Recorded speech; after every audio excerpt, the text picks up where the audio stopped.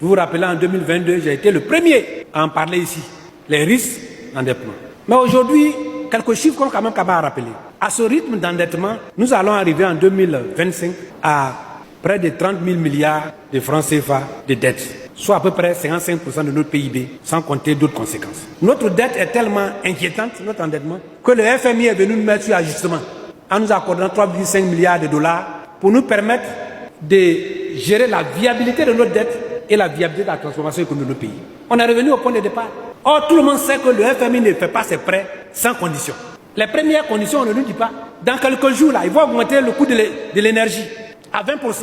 Dans quelques jours, je voulais défier qui peut se dire. On a déjà dit aux entreprises, envoyez-nous l'impact sur votre structure. C'est déjà décidé. Hein? Or, qui dit augmentation du coût de l'énergie, dit impact sur toutes les activités socio-économiques du pays, qui va venir se greffer sur la cherté de la vie. Donc, chers Ivoiriens, chers frères, voilà une des conséquences. Quand on parlait, on dit non, la dette c'est pour travailler. On n'interdit pas un pays de s'endetter. Mais les autres pays qui s'endettent là, c'est par rapport à la dette intérieure. Quand vous avez une épargne forte, que vous prenez l'argent de vos concitoyens comme prédit, il n'y a pas de problème.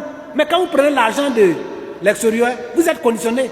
Et j'ai écouté tout dernièrement un débat ou bien une interview. Et un journaliste de la RTI, je n'ai pas dit son nom, a dit que la dette, ça se dit en bambara, djurou, c'est-à-dire la corde. Donc ça dit qu'on a la corde au cou.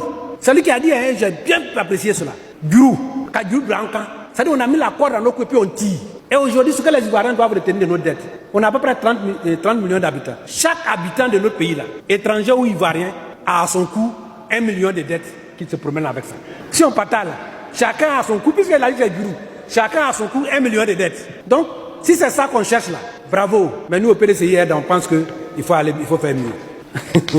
Donc, voyez-vous, voilà les conséquences de la dette. On n'a pas dit qu'on ne prend pas la dette pour travailler. Mais si vous devez prendre la dette pour travailler, que vous dépassez les normes, vous êtes soumis.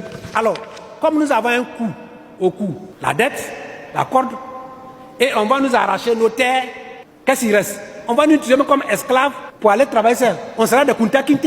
Nous serons des Kunta Kinte. Bref, c'est ça. On a pris ta terre, on a la dette. On t'a dit, bon, viens travailler pour nous payer. C'est ce qui a amené l'esclavage. Donc, il faut qu'on évite.